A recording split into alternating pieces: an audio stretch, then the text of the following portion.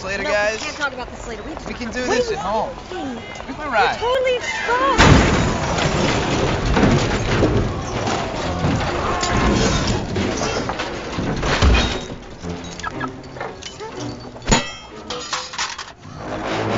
You think that's funny, Pebbles? Johnny.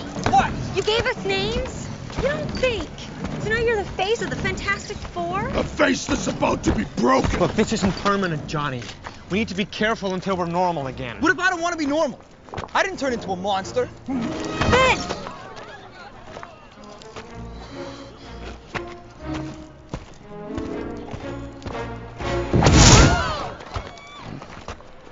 Did you just...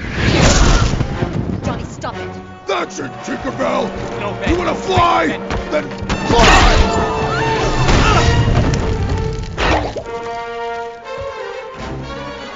Wait a minute, guys. Ben, don't do this. Let's see if we can get blood from a stone. Johnny, Let's see. Bring it, Burnout! you two need a timeout. Talk to Blockhead. He started it. I don't care. Damn it, Johnny. Ben, wait. What? You need to control yourself and think before you act. Yeah, but see, that's your problem. You always think you never act. What if we got these powers for a reason? What if it's like some higher calling? A higher calling like getting girls and making money? Is there any higher? You know what, Reed? This is who we are. Accept it. Or better yet, enjoy it. Wait, Ben. Slow down. He didn't mean it. You know Johnny. He's always been a hothead. It ain't him. It's them! I can't live like this. Just give Reed a little more time. You know how he works, analyzing every little step before he takes one. It's easy for you to be patient. No, it's not. I thought I was done waiting for Reed. But we're all in this together, Ben. Together? Susie, look at me. You got no idea what I'd give to be invisible. Welcome to the Superhero Cinephiles podcast. I'm your host, Perry Constantine, and welcoming back returning guests for yet another double feature, and that is Kelen Conley. Kel, how you doing today?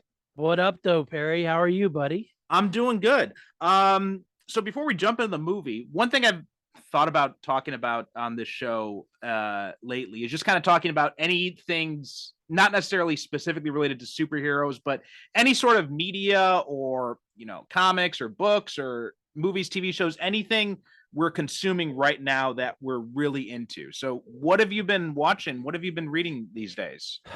I had a friend give me access to his Marvel Unlimited. And I actually have been reading some of the recent Spider-Man issues because I fell off Amazing Spider-Man, fell off the series like in the middle of one of Brand New Day years ago.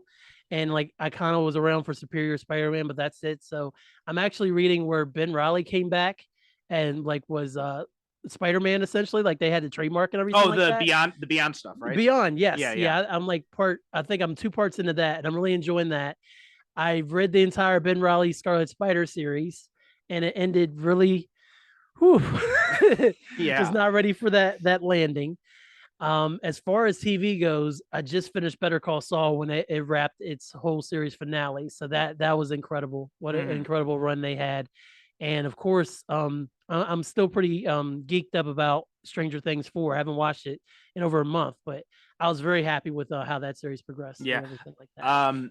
I think I'm 2 trades into the Spider-Man Beyond stuff myself, so I've been keeping up with those. Yeah, that's good stuff. I like that Ben's finally coming around again. Like as much as I love Peter David, that Scarlet Spider run didn't really do it for me. Oh man, like I keep debating if I want to do something on the pod about it because it's like it's not worth it. Because when I first heard about Ben coming back, I was like, all right, how are they gonna do this? And then it's like I kind of realized he was like the Jackal and blah blah blah, and then this is like his redemption story. And the story started off really awkwardly. He stuck the landing in the middle, and it's like, okay, this is going someplace. And then the ending was just kind of like, I feel like they're like, we're gonna cancel the book. He's like, okay, deal with this. Yeah. So yeah. It was weird because for like there's like a good decade when Marvel kept teasing us with the Scarlet Spider. So it's first like they got. we're having the Scarlet Spider come back, but it's Kane, it's not Ben. Yes. It's like we're having Ben come back, but now he's like kind of evil. So right. He's doing the same thing the Jackal wanted to do back in 1995. Yeah. And then sadly, I decided tonight I was going to read. I blame Paul Herman for this because he was doing his podcast on YouTube last night, and they were all talking about Maximum Clonage Alpha and Maximum Clonage Omega, which I've never read. So Alpha is okay. I agree with my man Spidey dude. It's okay, but Clonage is drawn or Omega's drawn so badly, Perry. The story is just so stupid. There's they had released a few years back. They had released a full set. It's something like 4 or 5, maybe even 6 trades of like the entire Clone Saga. Yeah, I have a couple back here. Yeah, and they had them on sale on Comixology a while back. So I bought the whole thing. Like they were like, $5 a pop or something like that. Oh, that's not bad at all then. So I bought the whole thing and I read it all the way from start to finish. And it's my first time just sitting down and reading the whole Clone Saga from start to finish. And well, I had 2 thoughts of it. First off, it's not as bad as everyone remembers it. No, like there's some really good stuff in there. Second thought was, God damn, this thing is way too long. Yeah. And the problem is, and I don't know if you ever read any of the behind the scenes stuff that came out. Oh yeah, the Life of Riley. Yeah. I mean, they kept saying how they just kept tagging stuff on because the books were selling like hotcakes. And they had the Spider-Man group and the X-Men group, and Marvel's making all this money hand over fist. And the next thing you know, they're going bankrupt, and they're like, "We're still stuck with this story, guys." And they had like 6 different ending points. And first it was going to be when May died, and then it was going to be after Maximum Clonage, and they drug it all the way out for 3 years. So there was a lot of good ideas in there. There was a lot of cool moments, but it just got too convoluted. And eventually they had to figure out a way to cap it. And somehow, in retrospect, because I know a lot of people, what had happened at the time was like, there's no way. Norman Osborn being the reason it all happened kind of worked out. Kind of. It was a ride. It's still messy, but it mostly came together and had something of a resolution. And it, like you were saying with One More Day, it does hold up better than One More Day. So there's that. Oh yeah, of course. But what I've been into, I just finished Lovecraft Country, so I finally got through that, and I've heard great things about it. I was told to watch it, and then it got canceled, and then I was like, oh man, well I don't know if I want to start it, but I've heard it's an amazing show. It's good to watch, and it actually is pretty self-contained. So okay, it's not like it ends on a cliffhanger or anything. Like it actually has a pretty decent ending, because mostly it was the whole first season was based on the book, and it's only one book. They only just recently came out with the sequel to that book. So so season 2 was just going to be something like completely new and original. So that they would have to come up with on their own. Yeah. Okay. And they had started to work on it when it got canceled. They started writing it when it got canceled. But I will say it's pretty good. One thing is episode 8. There's oh god, the fucking creepiest little girls you've ever seen. It's just like every time they came on screen, like I just got chills. It was so well done and just like so creepy. Nice. But also I've been reading, and I think you'll especially appreciate this. I'm getting deep into the IDW TMNT series. Oh my gosh. I'm pretty sure I've said this before, Perry, but like when I first discovered fan fiction, I discovered Marvel 2000 and saw you were writing Ninja Turtles. That was one of the first things I gravitated towards way back in the day. So that series is incredible, man. I'm actually reading Last Ronin right now. I think I'm 2 or 3 issues deep in that, and it's very cool to kind of have Eastman and Laird back together on that book. But they've done a lot of, they finally legitimized the Turtles comics, because for a year there was Archie's, and then not to say anything about the original Mirage run, but I mean the Mirage run didn't really last as long as we think, and then plus they went to different creators, and then it blew up, and so they only ended up doing like 90 some issues of the first Mirage run, maybe less actually, I think. Yeah, and they tried to do a couple restarts here and there over the 90s, and then Archie series was its own thing, and then And then Image got the rights for a time too. They were doing like continuation of it. Yeah, I remember the Image comics. So IDW finally did it right, and I love those books. Like that is the continuation of what I would like to see the Turtles be all this time. So they're definitely doing it right. I got off to a bit of a rocky start with me because it had kind of the same starting point as the Michael Bay films, with like April naming them as pets and everything like that. Yes. And the whole reincarnation aspect was a little bit weird to me. I'm just like, really, do we need this? But so I was skeptical of that stuff going into it, but it won me over really quickly. And I think I'm like in the 60s is like where I'm at right now in the book. That's what's up. Not even mistakenly, I read Scooby-Doo Apocalypse somehow. I know it's not exactly related, but it was another cartoon series that got turned into this zombie apocalypse comic book. And the first graphic novel was enough to keep me hooked throughout the rest of the series. So I can understand not loving a concept at first and then just kind of being like, obviously you like it way more than me. But with Scooby, I was like, I got to see how this ends at least. Well, I mean, it was the same thing with you mentioned Superior Spider-Man before. I had a similar thing with that, right? Like really, and the Kane Scarlet Spider too. I was really skeptical of that going in too, just because I love Ben so much. And then with Superior Spider-Man, just like all the stuff surrounding that. And then I read them like, damn, these are actually really freaking good. It is heralded as Slott's best stuff throughout like the whole run. So definitely. I think so. Who knew that Ock would be a better Peter than Peter, man? This is crazy to me. It's still crazy.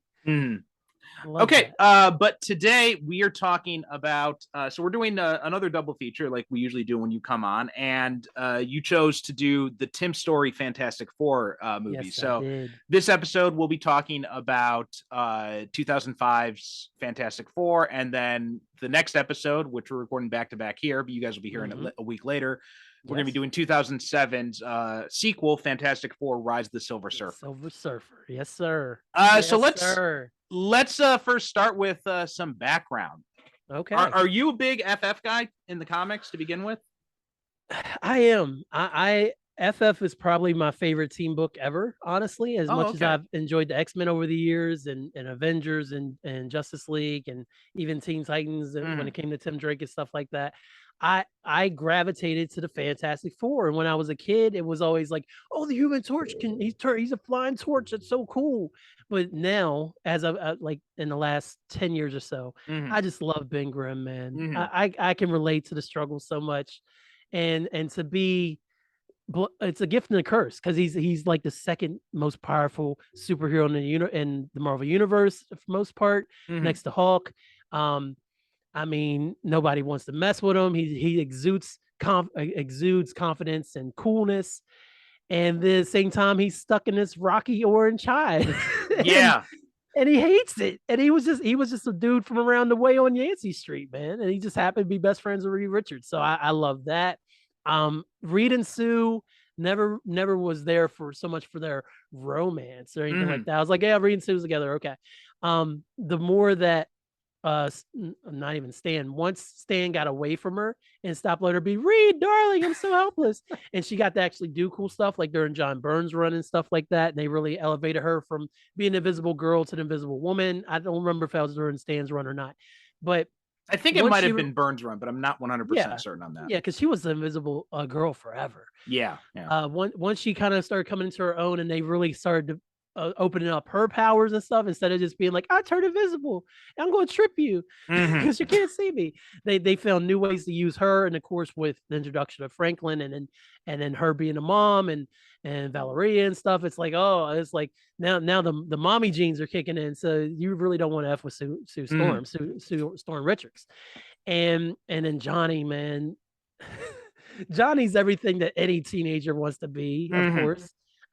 Super cool, gets all the girls, can fly around the city. He's literally a Human Torch. He's a little bit of a hothead. He's best friends with my guy Spider-Man. So what more could I ask for there? But then at the same time, in recent years, obviously in the comic books, he died. He had to come back from that, which is crazy. Nobody thought they ever would kill off Human Torch of all people. And I'm not as up to date on the current run. And like last time I really read FF was truly when Mark Wade was writing the books, and that was okay. That was 15 years ago. Yeah, that was a while back. Yeah, so that was the last time I was really keeping up with him. I know that there's been some cool stuff with Jonathan Hickman and that he's done that I really want to catch up on, especially because of how impressed I was with Hickman on his X-Men run, and stuff like that. So I do plan on catching up. But I just always loved the family dynamic. I love the Baxter building. And Reed's Reed. Reed, and let's not leave Reed out. Reed is like one of the biggest brains in the Marvel Universe. But Reed is also one of the biggest a-holes in the Marvel Universe because he doesn't realize how he's clueless. He's so smart, but he has no, like, he's getting better, obviously, over the course of his 60 years he's been around. But I mean, at first he was just so book smart. He had no street smarts at all. So he's like, Sue, why are you getting mad at me? Because I spent 4 days in my lab. And she's like, bro, I'm over here like, laying across this couch and posing provocatively. And you're over here playing with your isotopes. Like, what's going on, Reed? But the family dynamic of it all, the way they bicker and fight, Johnny and Ben, which the movies did really well. They did really well, yeah. It just always worked for me. And they had the coolest villain. So cool that he's borrowed for every little thing in the Marvel comic books. And whenever they we need somebody to do something, and he has his ultimate plan. Let's get Victor Von Doom. There's so many things that was done right with this series, and it's honestly just so timeless that's why it's been so difficult to capture on film, I think. Yeah. So I love the FF. So this is news to me because I've always associated you with like Spider-Man, Tim Drake, like you mentioned, the Turtles. I never really knew you were such a big FF guy. They're probably my hidden property, so to speak, because like my first comic books, I think I remember. I don't remember what issue it was. Maybe it was like in the 300s of FF. It was Diablo, the Master of Alchemy, and he had he made the elementals. I want to say, don't quote me, but essentially he had brought on these elementals who had powers to counteract all the FF. And shoot, who was the other Miss Marvel? What was her name? Sharon. Sharon. Yeah, Sharon something. I can't remember her last name. Yeah, Sharon. When she was She-Thing, she was a part of the team at that time. And so he literally took apart the whole FF in this entire issue, and they managed to figure it all out and beat him in the same issue. That was like one of my first issues. I was like, yo, this team's dope. Like, I love Sharon Ventura. Thank you. Sharon Ventura. Yes. One of the original Miss Marvels, I believe, right? Wasn't she like Miss Marvel before the Miss Marvel incarnation? No, I'm pretty sure Carol came first and then Sharon came up after. Sharon came after. Okay, I'm pretty sure. I'm not 100%. When I started reading the books, I think it was around that time she might have been Miss Marvel after she was She-Thing. So that makes sense. But that was one of my first books. And then I went to a yard sale like way back in 94. I still remember this. And I got this book that contained the first 6 issues of Fantastic Four. It was a little pocket book. And it had all 6 issues. And I literally poured through that book. I read that book so much the cover fell off. It had an amazing Kirby cover where Thing was like breaking out of the machine and Doom's trying to shoot a Thing, and then the rest of the team are like getting together, getting ready to take on Doom. And I fell in love with those first 6 books, and like a lot happens in those first 6 books too. So I don't get a chance to put it out there so much, but it just randomly struck me. I was like, I wonder if Perry's done Fantastic Four. And here we are. Yeah, but I was never a really big FF guy. I gravitated more towards the X-Men, towards the more weird characters. Yeah. But like there's been some stuff I've liked that I've read. Like you mentioned Mark Wade's run. I just reread that recently. That was great. Hickman stuff is really good too. In fact, if you're gonna rank Hickman's work on those 3 big Marvel properties, Avengers, X-Men, and FF, I'd say his FF work, I'd put that at the top of the list, and then his X-Men work, and then his Avengers work. Yeah, I need to jump on there. I got that plugged, so I gotta start checking that out. I think his big weakness for Avengers was like I felt like he had all these really big ideas, but it was at the expense of the characters. Like he had too many characters and they didn't really get enough attention. He kept bringing in all these new characters that I didn't spend enough time to really make me give a shit about them. It sounds like Vince McMahon. Okay. And then his X-Men stuff, it's got the big ideas thing. It's a little bit better on the characterization front, but it's still I think it's got too many characters, and I think there's a lot of force. Yeah, there's a lot of force things in there. Like, but the FF stuff, it's and I think this is where he benefits just because it's such a smaller cast, so he has to focus more on the characters, so it works a lot better because of that. Absolutely, man. So yeah, these hit home for me for some reason. Like I love Spider-Man obviously when it came out. Really enjoyed the first two X-Men movies. And then these were like the ones kind of in between because this is the first one was 2005. We didn't get Last Stand X-Men 3 until 2006, I believe. Spider-Man 3 was until 2007. So this was like our major Marvel property holdover until we could get to the more X-Men and Spider-Man stuff. Oh, and yeah, obviously it was Fox. So I was really pumped about this. And I was very happy with both movies. I'm not scared to say it, Perry. No, I mean, there's definitely good things about these movies. So let's first jump in with the first one, and let's go ahead. This was a weird time in superhero film history because this was, we had X-Men, we had Spider-Man, we had Blade, and then we had this kind of weird period where we had a lot of superhero movies coming out, but none of them were really quite hitting the mark. Daredevil, I mean, the director's cut was good, but it still had issues with it, right? Like, and they weren't really taking off with the public in the way that, when you look at what they do, the way they do now. You didn't have a Batman Begins yet. You didn't have a Dark Knight. You didn't have an Iron Man or anything like that. That's crazy. And so this was that weird period because I think in this time period, this was also a weird thing because this was a period when the superhero movies, a lot of them, kind of were ashamed of being superhero movies. So it's like, the X-Men's like, we're not superheroes. We're not running around in yellow spandex, right? It's like this, everyone's got to be in black leather or something like that. And so in that respect, Spider-Man and the Fantastic Four were really kind of outliers because these were both movies where it's like, no, we're superhero movies and we're fine wearing that on our sleeve, right? There wasn't that kind of like angsty stuff. It was just like, we're superheroes. We like being superheroes. And I did like that the movies kept that tone with it. Yeah, I really enjoyed that too. So the reason the first film worked so well for me is I can't say his name, so I'm just call my man Ian Grufford. Yeah, I always want to say Ian. I know, me too. Ian. I know. I always trip over when I read it. I'll just say Ian. So Ian really worked for me as Mr. Fantastic. Chris Evans as Human Torch. Shout out to Cap. He really worked for me as Human Torch. My brother-in-law still swears I enjoyed him more as Human Torch than he did Cap, but he does not like the Cap movies no matter what I've tried. What is wrong with him?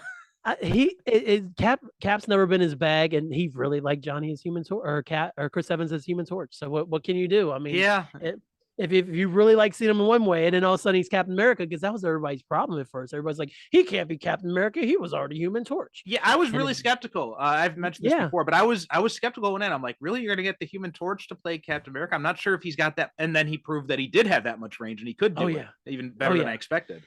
More than on more than one occasion he did. And then Michael Chiklis, shout out from the Shield. No better casting than him for the Thing. He absolutely nailed it. Michael Chiklis, I don't know what you're doing nowadays, but these movies and your portrayal of the Thing really shaped really nailed how much I loved Ben Grimm, and I love the Thing because you got it 100% right. The weak link of all this is the hot girl in the movie, which really sucks for her because I love Jessica Alba. Yeah. And this just as a person because she's like head of the Honest or part of Honest Company and all kinds of that cool stuff that she does nowadays. And I've liked some of her other films that she's done. I liked Alias back in the day. Oh, you mean Dark Angel? Dark Angel. Thank you. I'm thinking about Jennifer Garner. I'm sorry for Jennifer Garner. I know you're from West Virginia. Don't come at me. I mean, if you want to, I'll apologize to your face. I have no problems doing that. Okay, Jennifer Garner. So. Jessica Alba, though, man, they really tried to just have her be the hot girl and still be the Invisible Woman, and it didn't work because the first film she wasn't even with Reed, obviously, like she was with Doom and working for Doom. Now they were Doom and her were together though, right? Because that was one of the issues I had with it. Is it paints Sue as in a really bad light. This script, like she breaks up with Reed and then she starts dating Victor. And then after this, this tragedy in space, then she goes back with Reed, and then she's very antagonistic towards Victor, and it's like the script does not give us enough of a reason to buy that, and she just comes off as very kind of bratty in the first movie. And she was the one that's supposed to sell the tickets, obviously, too. Well, to that point, like I was reading the trivia on IMDb, and as soon as they cast her, like, you know, that scene when she's in her underwear, which as soon as they cast her, they wrote that scene into the movie. Come on. Yeah. Come on, guys. Don't be like that. I mean, men are going to men. So what are you going to say? But yeah, she was literally the star power of the film. No offense to Michael Chiklis, but he had the Shield, and he was more known for his TV work. Right. He was the one who was gonna get all the boys to come to the yard, essentially. Well, she was the FF. I think at this point she was the only one that had been, like, you know, some big movie roles to her name at that point, because, you know, the other two big names in this were Chiklis and McMahon, but they were both doing, you know, mostly it was critical acclaim from the stuff they were doing on FX, like Chiklis with the Shield, McMahon on Nip Tuck. And Chris Evans, he had done some films, but he wasn't really a big name at this point. He was, you know, still kind of unknown at this point. Right. Like, I have watched Not Another Teen Movie several times before I saw these films, and it still didn't click until I saw Not Another Teen Movie again. I was like, holy crap, Human Torch is in this movie. Every time I see that movie, by the way, I've mentioned this before, but that is such an underrated movie. It's so funny. Me and my wife were watching it a few months ago, and I was like, this still holds up. It does. It still holds up pretty nicely 20-some odd years later. So it was like the only one of those insert genre movies that was actually good. Yeah, it was because one, it was the first, but then they're like, we can franchise this. Yeah. And they literally not another superhero movie. No, I think Scary Movie was the first one. Well, yeah, I was talking about the not another. Oh, like, okay. Yeah, I see. Scary Movie was absolutely 100%. It really kicked the genre off. Yeah. But then they started doing those not another spy movie and all those things that went straight to DVD, the Walmart DVD bin. But yeah, she's the weak link in the family, and I don't blame Alba for it at all. Like, I think she does the best she can with what she's been given. What she's been given is dog shit, though, is the problem. A big old pile. Yeah. A big old pile of it. So yeah, her reasonings don't make any sense. But the other problem is that they got their team together. They have their version of the cosmic rays. They get revealed to the public, and all of that's going pretty well. You know, I'm like, okay, I'm buying into all this, even with Sue Storm struggling along with her script. I mean, I'm still buying into it. Yeah. The problem is the antagonist, obviously, which is Victor Von Doom and Julian McMahon. So I'm going to ask you a question, Perry, before we continue this. Did Nip Tuck seriously hurt Julian McMahon's career? Because I don't remember him ever being in a happy role after that show. Ever. Every time he showed up, something bad was going to happen. Yeah, I haven't seen enough of his stuff. Like, I know he was in Runaways, but I haven't seen enough of him in enough things to really kind of say one way or the other. But so I don't know. I'm not the guy to answer that question. Maybe we'll do a Patreon only episode about Julian McMahon, just to see where his career arc went, to see if Nip Tuck kind of buried him as forever to be a villain. Yeah, but I will say I was excited about him being cast as Doom, because I was watching Nip Tuck at the time. I was really loving Nip Tuck. Yeah, everybody loved Nip Tuck. Yeah, it was huge back then. I don't know how well it holds up now, 20 years later, but right. I'm sure there's a lot of problematic stuff and plot lines that don't quite make sense, because it was like a modern day soap opera then. Oh, it was so like imagine how goofy and corny it would be in 2022. So. Yeah. But I do remember being really excited, because I'm like, oh, well, he can do dark and all that kind of stuff pretty well. So I was really keen for him to play the part. You know what I think, though? I think he would have been much better as Namor. Oh, yes. I could totally see that because then he can, because Namor, when he's first introduced in Fantastic Four Kids, hadn't been seen since the Invaders days in Marvel Comics. So all of a sudden he was this homeless guy who Johnny shaved with his finger because Johnny, you literally set his finger on fire. It's like, you look like someone. Holy crap! You look like a guy from my comic book. Let me shave you with the flaming finger. Shout out to Stan and Jack for that one, man. And he's like, you're the Submariner, and all of a sudden he's like, I am the Submariner. I'm going to kill you all, and he takes off. I love those comic books. So he'd been an excellent casting for that, because then he could have been the bad guy, but then he also could have kind of towed that line between, I'm doing this for my kingdom. It's not just because I'm a bad guy and I'm motivated because my girlfriend went back to her ex-boyfriend, and I kind of got caught in a raise, and I am scarred, and my skin is turning metal, like his skin turning metal. Yeah. Like I'm cool with having Doom involved in the origin. I'm fine with tying him into it. Even like him running a corporation. I mean, I prefer it if he's, running a country, but I can fine, whatever. I can deal with it. Big Harry Osborn vibes. From the first Spider-Man films, I feel like. Yo, totally. Like even down to like the board stealing the company, right? It's just like it's straight up what happened to Norman Osborn in that movie. Yes, it really is, man. And I mean, honestly, that's the big problem. This is the big problem with the first movie, is that there's not really a good story, right? They focus so much on building up the family dynamics, and which are really well done. Like even with the problems with Sue's character, when she's interacting with the rest of the team, mostly it works. Mostly it works. But then when we get to the actual story, that's when it starts to fall apart, because we have this thing where all of them except for Johnny are upset about their condition, and they're all angry that people are, and I think they overplayed that part too much, which again, I think is kind of a symptom of the early 2000s superhero movies, where we have to hate the fact that we have superpowers. So I think that was very much just a trend at the time. So, but then when we get into Doom, you got to help me out with this, Kel, because I've seen this movie over the years, probably about like maybe 5 or 6 times. Okay. I probably doubled you. So yeah, that's good. And for the life of me, I still cannot tell you what Doom's ultimate goal is, what his plan is. Why is he doing all this?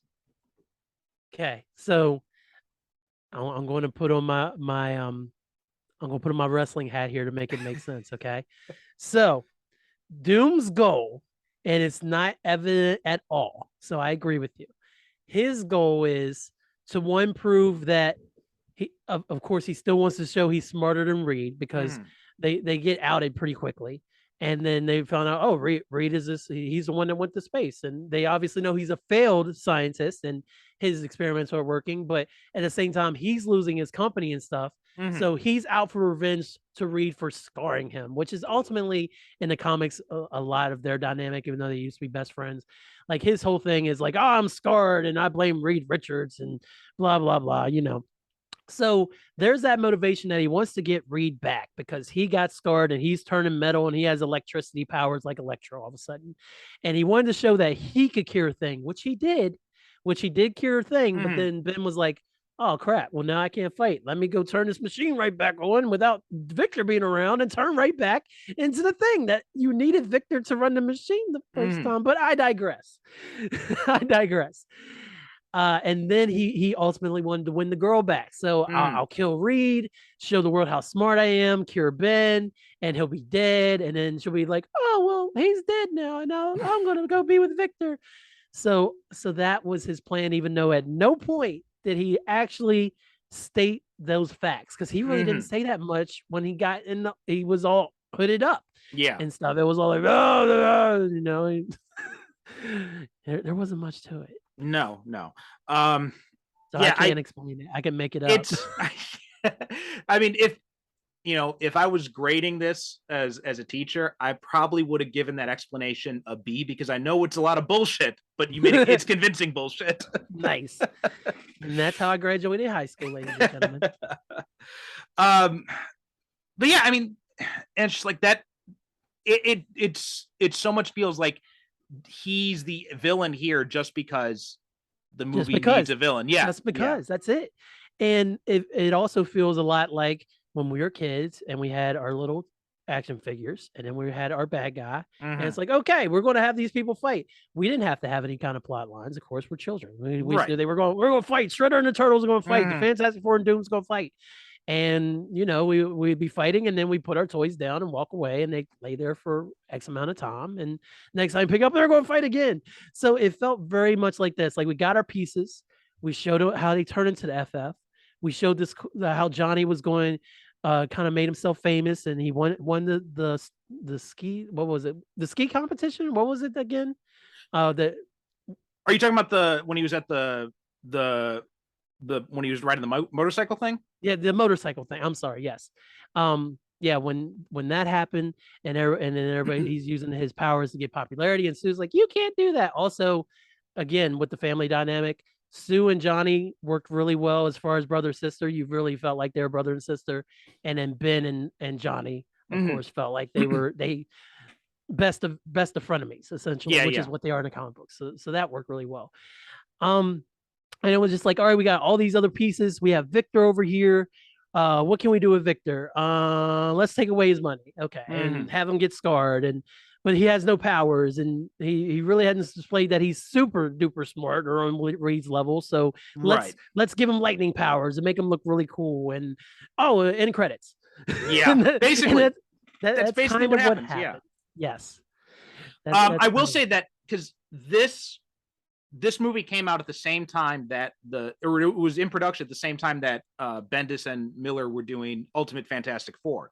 And it was. And, part of the idea behind the Ultimate books was to kind of make it easier for Hollywood to come in and adapt these things into movies. So, so they had made some questionable choices with the comic, and like they didn't go to space anymore. Now they were going to the negative zone or the end zone, as they called it. The end zone, yes. And they weren't adults, right? They were all teenagers. They're all part of like this gifted school. All super young. Yeah, all super young, all like geniuses who were part of this school. And Victor was bizarrely, because they thought Victor Von Doom sounded too ridiculous, so he was Victor Van Dam now. Yes, he was. Yes, he was. And there was a lot of concern among the fans at the time, like, are they just going to adapt the Ultimate Fantastic Four? And like Tim Story came out and he said, no, his name is Victor Von Doom in this. They're going to be going to space. They're going to be getting their power. So I'm glad they resisted that urge to go with what the comics were clearly trying to push them towards the time. I thought that was a really smart choice. And you can tell, like, as many flaws this movie does have, you can see that overall Tim Story is definitely a fan of these comics. Like there's a definite love of the source material. I was going to say he directed it with love. Absolutely. Yeah. Now, whether his script was the best, we can sit here and debate that all day. Well, I mean, you mentioned, I think Daredevil's a good comparison, right? Because Daredevil too, you can tell that the guy loved the comic books. Maybe he loved them a little bit too much because he throws in a little bit too many references, but every idea he can get. Yeah. But everything he can fit in. Every single chance he has to throw in a creator's name, he takes it. Or put Frank Miller in the movie, or Kevin Smith in the movie, or Joe Quesada in the movie. But it's but you can tell there's a love there. Even with the script problems, there's still that love of the source material. And I get the same feeling with Tim's Story. You don't get, which is a weird, because you had the opposite thing with the X-Men, where the script is really solid. It's a really good movie, but you can tell that the director is not a fan of the comics going in. Right. And it wasn't as apparent to me when I was younger, but now that I've watched X-Men ad nauseum, like Singer didn't give three shits about the X-Men like that, and as much as people were like, oh, Ratner hurt the third movie when he came in because Singer went to go do Superman Returns. Yeah, maybe. And Ratner also didn't seem to love the characters either.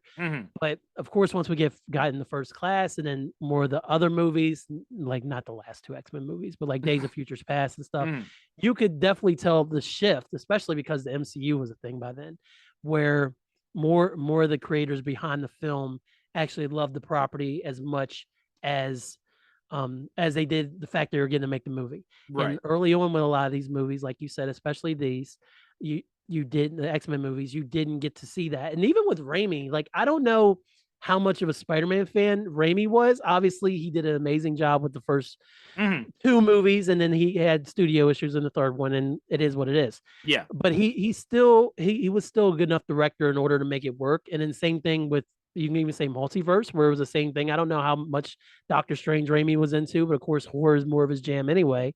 So a lot of that worked, and some of it was downright goofy. Piano Duel, anybody? But I think in Raimi's case I know he's definitely a fan. Like he has said that his two favorite Marvel characters were Spider-Man and Doctor Strange growing up. Okay, well there we go. So then yeah. I'm off base. And that's fine. But no, it's a good point to make, and I think Singer is probably the best example of that, because he's someone who was able to make 3 really good movies, right? X-Men, X2, and Days of Future Past, even though he didn't really give a shit about the source material. Whereas then you got guys like, Mark Steven Johnson with Daredevil, Tim Story with the Fantastic Four, where they're real big fans of this source material, but they're just not able to get it together enough to make a good movie. They were like 10 years too early.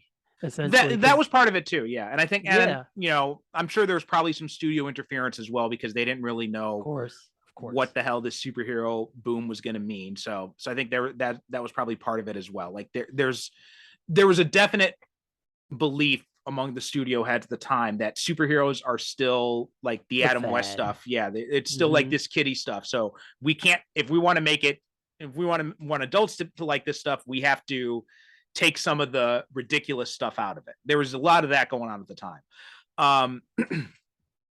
But even with all that, like, it's funny because I was reading some of the background. We could have gotten a really interesting Fantastic Four movie, because one of the directors who had approached, who was actually brought in was Peyton Reed, who ended up directing the Ant-Man movies. Yes. And I love the Ant-Man movies. Yeah. Oh yeah. They're great. And he had worked on it for about a year, and he had gone on with like 3 different sets of writers. And he said it became clear after a while that Fox had a very different movie in mind, and that they were chasing a release date. So we parted company. But his idea was he wanted it to be influenced by A Hard Day's Night, the Beatles movie. And his ideal cast was, he wanted Alexis Denisof as Reed, Charlize Theron as Sue, Paul Walker as Johnny, and John C. Reilly as Ben, and Jude Law as Doom. Holy crap. I know. No way. I want to go back in time, and I want that movie to be made. Like somewhere in the multiverse, there's a parallel Earth where that movie was made, and like the Fantastic Four is now as big as the Avengers. I can't lie, when you said Charlize as Sue Storm, my hair on my arm may have stood up a little bit. I mean, yeah, hubba hubba, so to speak. I mean, if you're going to cast a bombshell to be Sue Storm, no offense, Jessica Alba, like that wouldn't be bad at all. And the rest of that cast, John C. Reilly has been, especially because we know John C. Reilly can act his ass off for real now, because we only knew him from I only knew him from his comedy stuff. I know he always had serious material, like before, like he kind of blew up with Will Ferrell and things like that in Talladega Nights, but he can really act. So him being in that role, and of course he could have shaved down his head or something, and he would have been younger. And who was going to be Johnny again? Paul Walker. Paul Walker, obviously. We saw what he was able to do with the Fast and Furious franchise, and be this magnetic tentpole for the theme of family throughout 9 films now. 10. I mean, obviously I think it's 10 films. I think they're up to 10, and he wasn't in like the last 3, obviously. Rest in peace.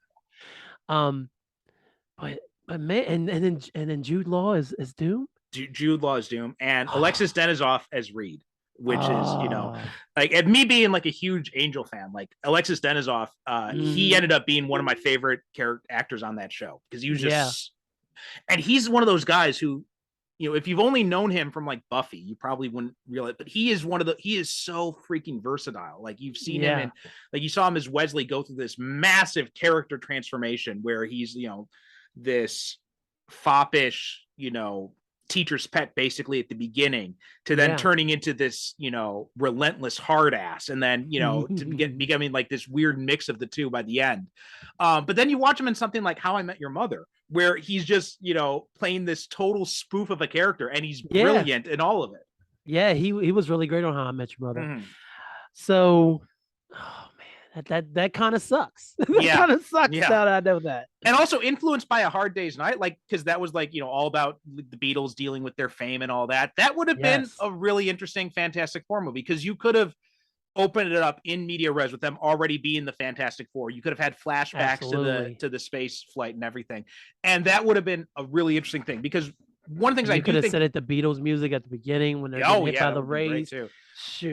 Shoot, Yeah, and Peyton like Reed that. has proven with the Ant-Man movies that he can really balance that humor with that heart and that action too. Yeah, and being true to the comic book characters at the same time. Yeah. Oh man, Like I had never heard about this as a possibility until I just read this, and it just like, oh god, that would have been so amazing. that would be a good comic book right now if somebody was willing to take on that Hard Day's Night concept. Oh yeah. and apply it for. I don't want to do it in the middle of a real FF run, but I mean, hell, just put Fantastic Four Hard Day's do like a Night. limited series or something. Yeah, like that would be just great. drop 16, 12 issues, whatever, and you can run through it. Yeah, that sounds great. People will snatch up those $5 books. So, but going back, another thing I thought that they did really well is they modernized the reasons all the characters have for the space flights, because when you go back and you read those early FF issues, they're rough. Let's be honest. Let's be real. I mean, they were hugely groundbreaking. They were incredibly influential. They changed the entire comics medium. They're still rough. Yeah, because it's like Reed wanted to go to space because he wanted to prove his spaceship could handle the cosmic rays, I believe. Ben went because he was his best friend. Sue went because she couldn't do anything without Reed, so she went. And then she wanted to bring her kid brother Johnny along. And one of the stated things I remember in the first issue, she's like, "We have to get to space before the commies do." Yes, and they wanted to beat the commies.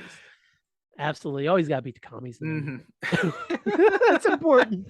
And just like, yeah, and you think about Sue and those original, like people complain about Jessica Alba on this, like, go and read some of those early issues, and that, like, Sue was just like, I mean, I feel like she needed to be monitored like at all time. I feel like she had some sort of mental illness or something. I was going to say he did a terrible. I mean, because I know that Jack did a lot of the plotting too, but there was just so many times, because again, I've read those first 6 issues a lot, and it's like she's like, "Oh, I'm out shopping. Da da da da da. I wonder what Reed's doing.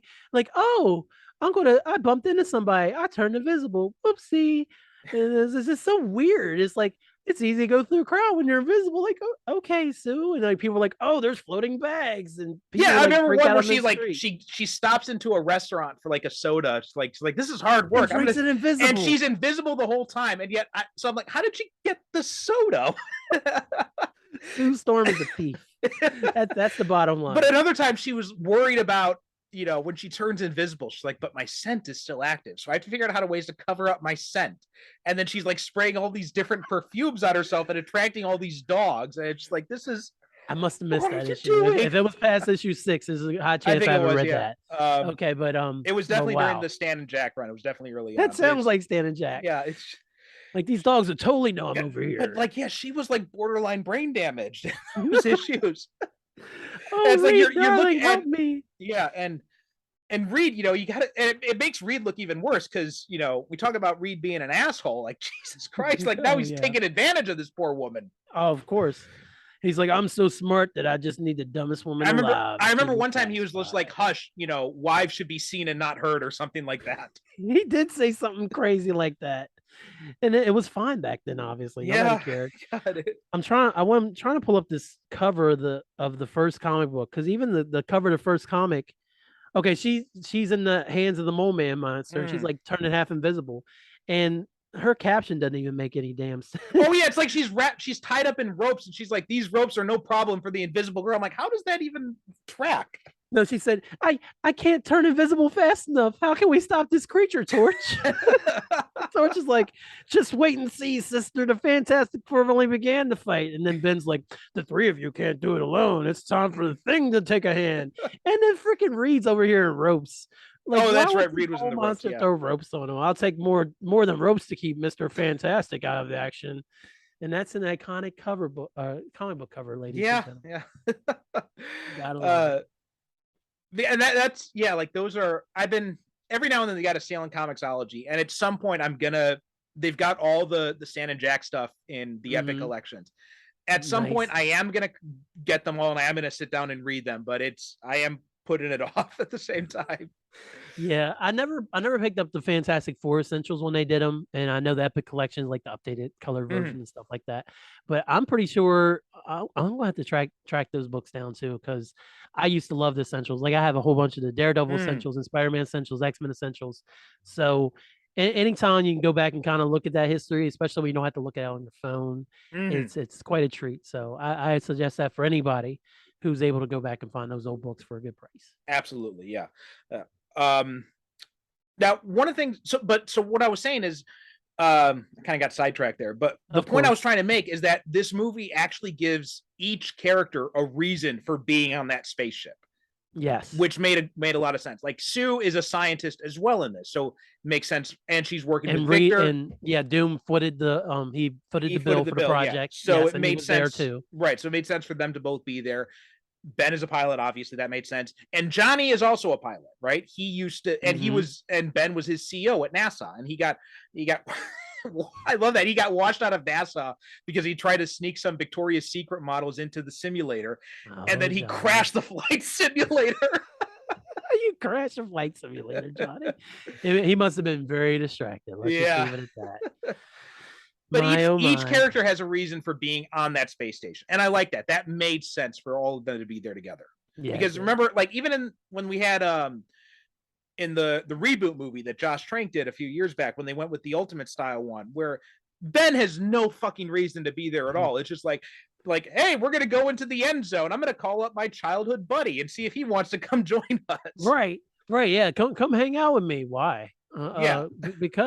Because for plot reasons. Oh, okay, I'll be right there. Yeah, I love it when I get invited for plot reasons.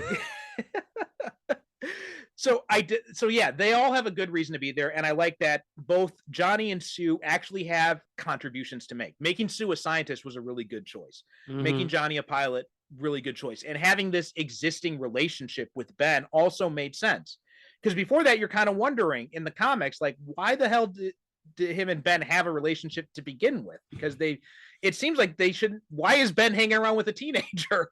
Right. Because there's definitely a gap. Yeah. Obviously, it's been made up over the years as the comics have aged, and they've aged slightly. But in the beginning, Johnny was just as young as Spider-Man. Right. He was like 16, 17. Yeah, and he's this world famous playboy who can light himself on fire. So I gotta say though, I really hate the ending of essentially putting Doom in carbonite. Yeah. Well, I mean, we're going to freeze them to the next movie. I hate everything about Doom in this movie, with the exception of his appearance. Like the costume looks pretty decent. I mean, I got some quibbles with it, but for the most part, I like it. Yeah. I thought the mask works really well. The hood looks really well. I mean, I think when they got some of the details in the comic, the rest of the costume, it gets kind of bland.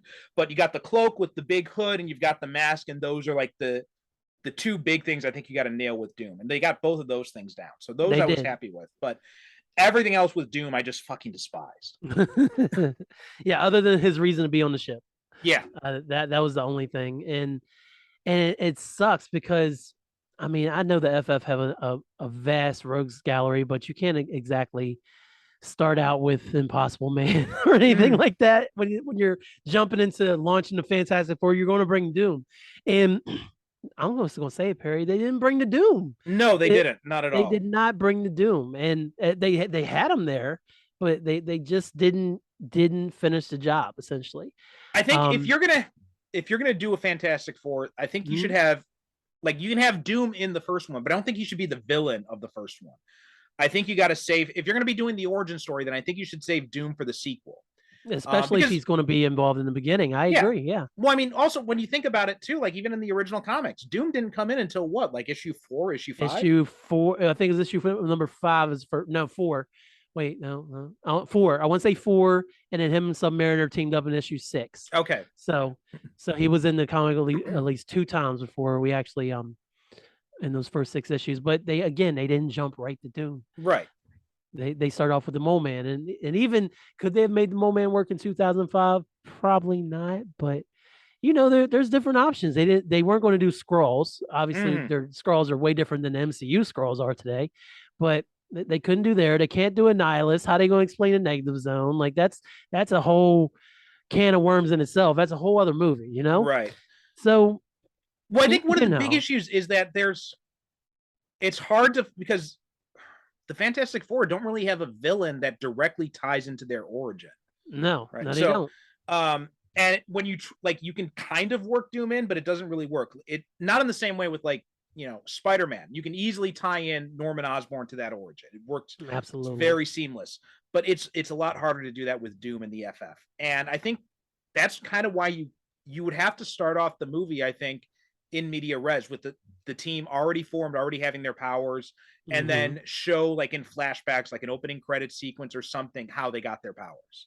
It would have saved so much time because Yeah. I feel like they do spend so much world building on this movie, and all of a sudden it's like time to fight the bad guy, and then that's like 20 minutes, and then it's Yeah. credits. Like I said, I mean, I think the Incredible Hulk still, I think, is like probably my favorite version of the way they handled an origin story, because it's just like this 5-minute credit sequence with like these different scenes.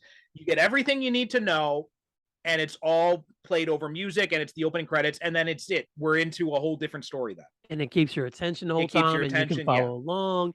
And then, like you said, it launches into the movie. Yeah. So, and of course, comic book fans have been fighting for years about watching the origin story again. And like even with Robert Pattinson Batman happening, everybody's like, "Oh, they're going to tell the origin story again." And no, they didn't quite tell the origin, but a lot of it was still tied to his origin again.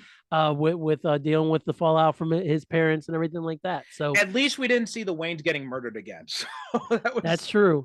We didn't have to see Negan or Maggie get murdered again like we did in Batman v Superman. So we didn't have to see any. We didn't have to see any pearls falling in slow motion again. So that was good. No, we just got a lot of Nirvana, and I was here for it. So I was here for it. I can't lie. 4 times in the theater, and I don't regret any of them. Wow. So I really like that movie, Perry. I can't lie. It's good. I feel like the third act is a little bit unnecessary, but overall, I really liked it too. Yeah, it starts to drag after your second viewing, but I really enjoy a lot of the beats in it. So they did that really well. But we're again, here I am sidetracking the whole conversation again. That's what I do. But you know what? I want to talk about Johnny and Ben because specifically, I just want to focus on Ben first, because one of the weird things this movie does, and I think it's just a waste of time, is the whole thing with his wife at the beginning. That's like, all right, we're going to turn you into a monster, and then we're going to find a way to even twist the knife deeper to make people really feel bad for you. None of that was necessary. It's completely unnecessary. And you can correct me if I'm wrong, because you know more about the FF than me. I feel like we're going to say the same thing. I'm pretty sure that this character did not exist. Like, I know, he had no sort of past. It's okay. So yeah, that's what I thought. No, he like, if I recall, like he was the guy from around the way. Like, he was the muscle down the block, So I'm sure he had his fair share of dames that he would like to hook up with every now and then back in the day, but he never was married or anything like that. And it made his wife look horrible. I know. Like, for no reason. This movie does no favors to any of the female characters, with the exception of Alicia, who has such a small role, and that's the only reason why she gets out unscathed. Yeah, because she's only there for like the last 5 minutes or so. Basically, yeah. At the she dinner meets Ben party in the bar, and then later she pops up at the party at the end, and that's it. Yeah, I mean, and it's like she's helping me cope with who I am. She's like, "Hi," I'm like, "Hi, you're Black, Alicia Masters. That's what's up." And I'm sure fanboys are like, "Alicia Masters isn't Black." Who cares, bro? Calm down. But pre-scandal Kerry Washington too. Pre-scandal Kerry Washington, absolutely. I don't know why we needed that. And then the gesture of after they go public and they save everybody on the bridge. Everybody's like, "You guys are heroes." And then it's like, Reed's like, "Here's the ring." She takes off the ring and just leaves it in the middle of the street. I'm just like, what the fuck is this? It's so bad. But like, even before that, when he calls her from the payphone and she comes out to the street in her fucking lingerie, I'm like, put on a robe, lady, at least. Right. What the hell? Right. Like, what did you think was going to happen here? You know? Because it's like, I'm pretty sure they're still living on Yancey Street. So it's like, it's not the safest neighborhood. What are you doing? Right. You Walk can't be around. running around in your unmentionables like that, man. Come on. Yeah, like so I didn't like any of that. Chickless did an awesome job, aside from dealing with that stupid plot point, Yeah. of displaying how much he hated being a thing, and it was constantly like, he's like, I don't like being like this. Reed. He didn't let up off Reed in 1 second. He's like, you said you'd cure me, and Reed's like, and like, Ben, I'm trying, and blah blah blah. He's like, well, and he really brought the thing to life from the comic book page. I can't say that enough, because this is truly his film and Johnny's film to shine, because they're the characters that are best well served by this entire movie. Yeah. Which is probably intentional from a selling toys point of view, maybe. Let's put that out there. Well, I mean, I think it's also just because when you think about it, they really are the most interesting characters. Like, just on paper, they're the most interesting characters of the team. I don't ever see a kid run around saying, I'm Mr. Fantastic. Like, no, that ain't happening. Or a girl saying I'm an invisible woman. Because again, as cool as her powers have developed to be, at the end of the day, to a child, all Sue Storm does is change invisible. Right. so and especially at this time, especially because they're more concerned about how are we going to, market this to boys and young men. So they're more concerned about Jessica Alba as eye candy and less concerned with her as like a headlining superhero. Absolutely. Or as a person. Or as a person, that matter. So yeah, I absolutely love Chickless's portrayal of the thing. And Evans is Johnny, man. Like, he did a lot of acting in this movie for I feel like he went from this is super cool, I'm the Human Torch, to hey, this is super cool, but I got responsibilities too, you know, where it's like you didn't lose any of that Johnny Storm character, but he grew up enough to realize like there's more to this than just light myself on fire and getting all the girls and then worldwide acclaim and stuff like that. So his arc was also very nice. And then him and Ben were like at the forefront of the fight, obviously, with Doom at the end. They were the ones who helped put him away. So I also really enjoyed their contributions together. Their banter was perfect. Like from the very start, when they all got into the Baxter building, they're cutting on each other, and obviously the pranks continue into the next film, which we'll talk about. But the fact that the reason this movie works so well for me is the fact that they got them so right. Yeah, exactly. If they didn't get them right, and then the rest of the movie was the way it was, I wouldn't love this movie as much as I did. Well, one thing too, and I know a lot of people at the time, I'm not sure how people respond to it now, but I remember at the time a lot of people were very critical of the Thing's makeup, which I actually like it. I think it works really well. It's not 100% like how he's come to evolve over the comics, but if you go back and you look at that original Kirby artwork, that's it. It's very close to the original Kirby designs, even with the coloring and everything. It's very dark. It's not super bright orange. Like well, sometimes in the sun you'll get that really bright orange, but he's very rocky. He's very muddy, and it looks essentially like Kirby drew him for the first X amount of issues before he started really putting in eyebrows, accentuating the brow and everything. Yeah, and giving them that classic thing look that we all know and love. So I also appreciated it.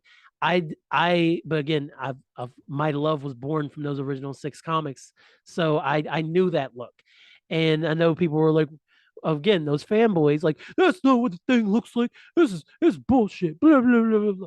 Like, who cares? Well, you know what also the Thing's design reminded me of is, did you ever read Grant Morrison's Fantastic Four miniseries 1, 2, 3, 4?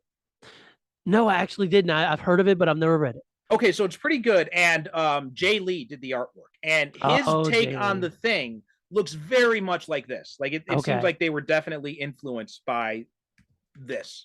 Okay.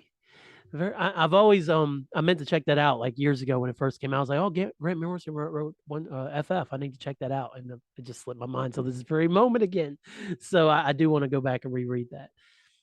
Yeah, I'm gonna quickly show you the image here so you can see. Let me see it. So I'm showing him a image here now, and you can see it's very much like it's got like there's not a really big brow. He's very much influenced by the Kirby design, and it works really well. Like I remember defending this makeup back at the time because I thought it was not the best, but I thought that. it still was a pretty good look for him. And I will give, and also translated Chiklis, to the screen really well. Yeah, and Chiklis was the only one of the cast who was a huge fan of the comics. Like he read the Fantastic Four growing up, and so, like the Thing was he loved the FF, he loved the Thing. So, and he, more than anyone else, he pushed really hard for prosthetic makeup. He did not want it to be, because they had wanted to do a CGI thing, and Chiklis pushed back against that. I remember that now. And I think, and that was such a right decision, because I think now when you look back at CGI in the early 2000s, it would not have held up. It would look really rough now. They would not have been able to pull off the same effect that they had by actually doing the makeup. Because again, the Thing is right there on our TV screens, people. Like, that's the thing. Yeah. Like, I don't care about his eyebrows or anything like that. He's got the voice, he's got the look, he's got the aggravation. Oh my God, his voice is perfect. Like, I don't know if they did any sort of post-production work or anything on it, but whatever they did, it was perfect. Yeah. That's how I always thought the Thing would speak. It reminded me even of some of the Fantastic Four cartoons I used to watch, like Marvel Action Hour, where Thing would have that real gravelly voice, everything like that. And Chiklis really brought everything he had to that role. So I honestly can't think of enough for his portrayal of the Thing, because I really loved him in both of these movies. Yeah. And I also like that they brought in that stuff from the comics, like the whole neighborhood, the guy from the neighborhood thing, like when he goes into the bar, and the bartender's standing up for him is like, hey, this is Ben Grimm from the first mook from Yancey Street to go into space, right? And there's this neighborhood respect that they have from. I love that they brought that in. Yeah, and that's such a good piece of the comic book to bring in, like you said, because again, Spider, go away. Sorry. Again, like that's who Ben is. Ben is always talking about Yancey Street. He's always talking about where he's from and being the ever-loving blue-eyed Thing from Yancey Street. Yeah. And so for him to still be that, even as a monster in that moment, that was the perfect touch, and that's one of the points that the movie got right, and another win for me, another reason why I love this movie. Yeah. And then in Johnny, I think we kind of touched around a lot, but I thought they did a really good job of, because I think with Johnny there's the possibility that you can make him too arrogant, too much of an asshole, and then the audience will turn off. And Chris Evans manages to just skirt that line. He does. And again, this is a precursor to what he was able to do as Cap. But hey, guys, Chris Evans can act, in case y'all weren't aware. Yeah. And he even acted in both of these films with as little as he was given to do in both of these movies. And I just mean with the script and everything like that. Because he really was able to be the best of both worlds, not to quote Hannah Montana, where he was that arrogant kid who wanted to be that hot shot and get all the notoriety, but at the same time, when shit really went down, he was able to be there for his new family, for his sister, and then obviously for his new friend Thing, who he had begrudgingly had a newfound respect for, and then he didn't really fuck with Reed a lot of the movie either. And also that was cool too, to see him like, you know what, Reed, you're not really as smart, and to kind of have somebody go back and Reed, because Ben was always like, all right, you gotta fix me, but nobody was really trying to go at Reed like that, which is kind of what Doom should have been doing. But I know that's really what it should be. It should be about the fact that. And I think one of the bad things when you tie Doom into it is that because it's Doom's miscalculations that cause it ultimately. And I think one of the things about one of the keys about the FF is the guilt Reed feels over that. I think that guilt is diluted when you have Doom involved in the origin. It's Doom's miscalculation that's responsible for it. When it's all Reed behind it, then he has a much stronger feeling of guilt. He definitely does, because there's whole comic books that have been spent over the years that just Reed mourning the fact that he's done this to his wife and her brother and his best friend, and he can't cure him, and then then it's like, hey Reed, Daddy, let's go outside and do this, and he's like, okay, and he leaves a laugh. I swear there's multiple comic books with the same story in it where he's just mulling to himself how awful of a person he is.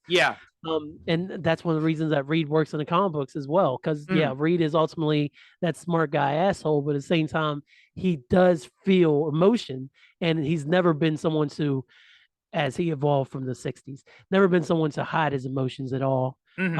And kind of puts him out there with how he's feeling and stuff. Even if it's in those contemplative moments or when he's sitting with Ben and they're just kind of talking back and forth, like he's always kind of worn his heart on his sleeve, especially when it comes to what he did, what he was responsible for. Absolutely, yeah.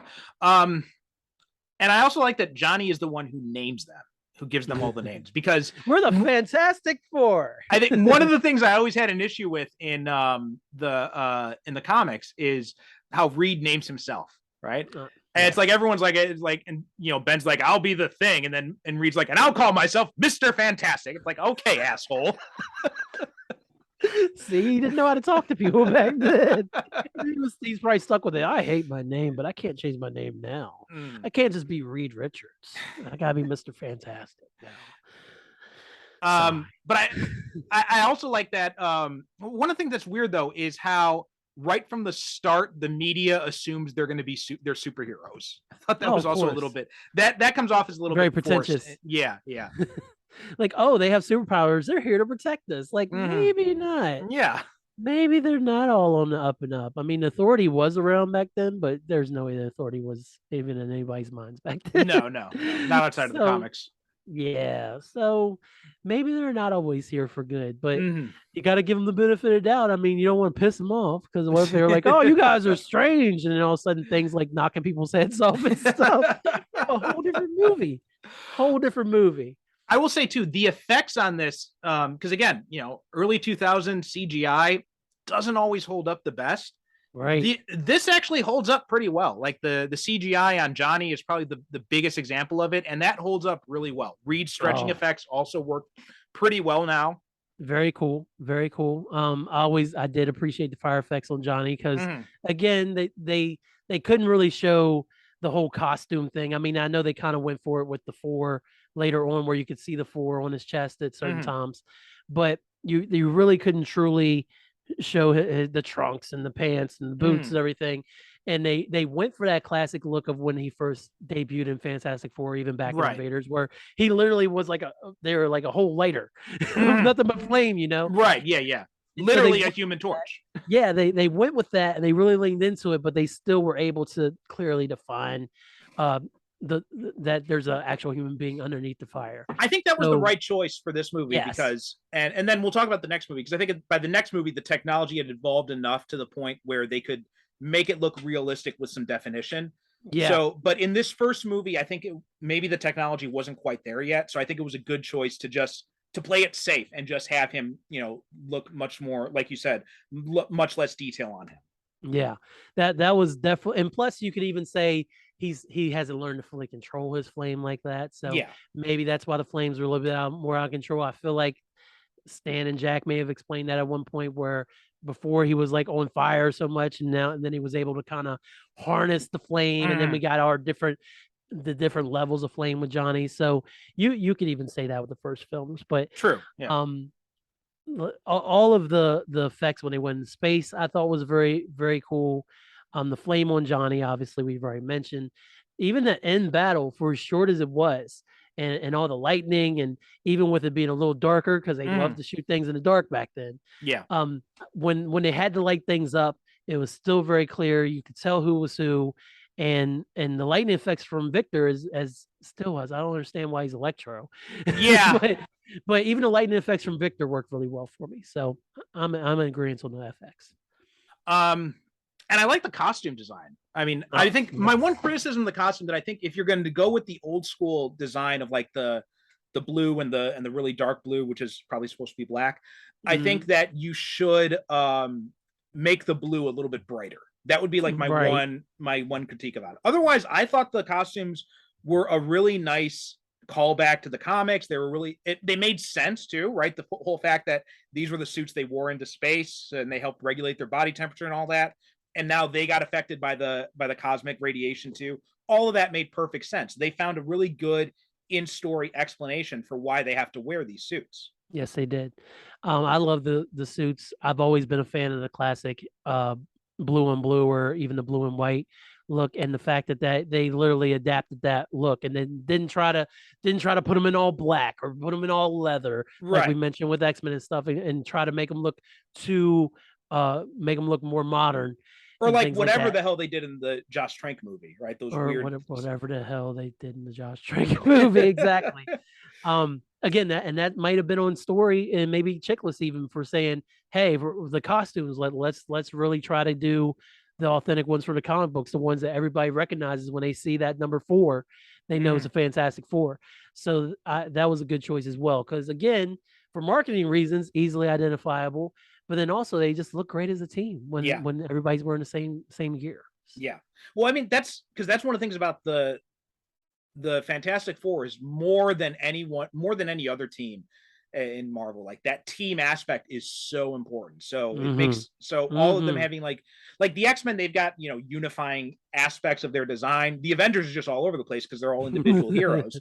But Right. but the Fantastic Four, like it's the X-Men, they can split off, they can do their own thing, but whenever the Fantastic Four kind of split off and do their own thing, it doesn't work as well. You always feel like there's something missing. Right. I remember reading the 2003 Human Torch book with Scotty Young doing the covers back in the day. And I mean, Torch never wore his uniform. He was all, and I forget, like he was like in his 20s and he was just doing different little story arcs and stuff. And I was reading it and I was like, I like this, but I kind of miss him being in his classic uniform. Like, why can't he just wear the uniform? Like he's Human Torch. Like people are going to know who he is. He's obviously lighting his clothes on fire and stuff, and wearing varsity jackets on the cover of the book. And so why can't he just throw on the uniform when he's got to fight crime? Like, what's the big deal? Those are pretty much all the things I really wanted to say about the first movie. Do you have anything else you wanted to add? Anything that we missed? No, nothing that aside from the fact that I still really love this movie, and the only bad parts of it is Doom and the fact that they didn't do more Jessica Alba. That's my whole recap. Well, I'd say also just nothing else away from this, people. That's my thought. I'd say also just like the lack of a real strong story is also a big weakness of this film.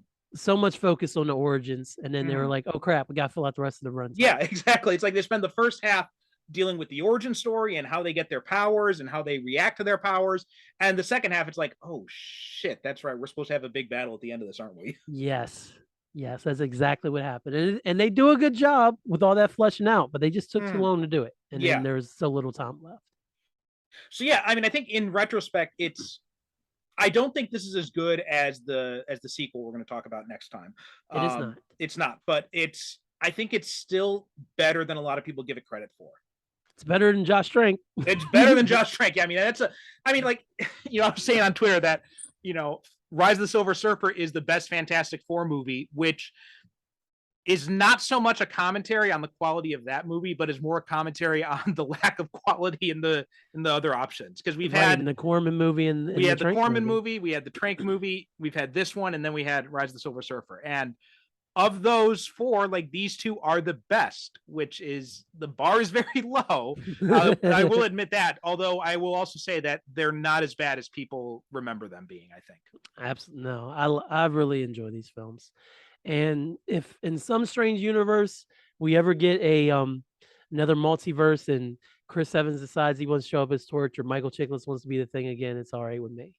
Just in a multiverse thing. Don't give me a whole movie or anything like that. So let's too crazy. It's one more thing I wanted to mention. So obviously they're doing the Fantastic Four movie with the MCU now. Yes, they are. Do you have anyone that you would want to see playing any of these characters? Oh man.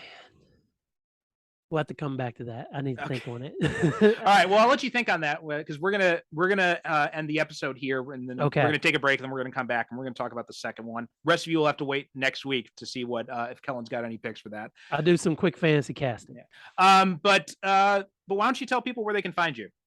You can find me at hyphenuniverse.com first and foremost. That's where my website is. You'll find any of the cool stuff that I'm working on being posted there all the time.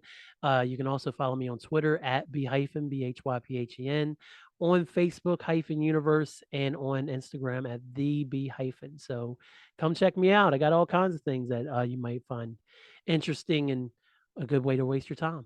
Okay. All right, great. And that does it for this episode of Superhero Cinephiles. Superherocinephiles.com is the website. Super Cinema Pod on Twitter and Instagram. And remember, if you sign up for our Patreon, you get these episodes a week in advance, and you also get access to the Superhero Cinephiles book club, which is very cool. Love the book club. Thank you. And you're welcome. Yeah, doing episodes about that like once or twice a month or so. We're talking about comic books, sometimes by myself, sometimes with a guest. So, and you get access to that for as little as $1 a month. So please make sure to subscribe to that on the website. And also leave us a review. You review us on iTunes. It helps us reach more people. So thanks so much for listening. And we will talk to you next time when we're talking about Rise of the Silver Surfer. If you enjoy the Superhero Cinephiles, then you'll also love my companion podcast, the Superhero Cinephiles Book Club. All my Patreon subscribers get access to this exclusive podcast where I review superhero comics and graphic novels. Not sure what comics you want to read next or what you should dive into?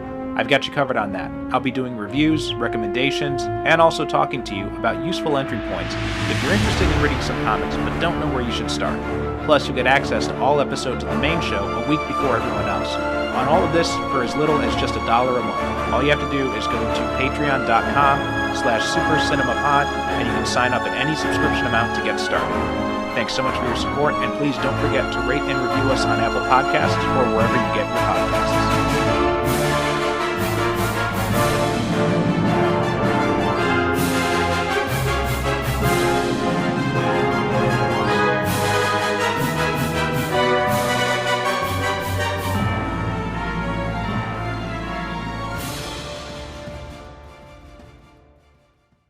Thank you for listening. And as always, good night, good evening. God bless.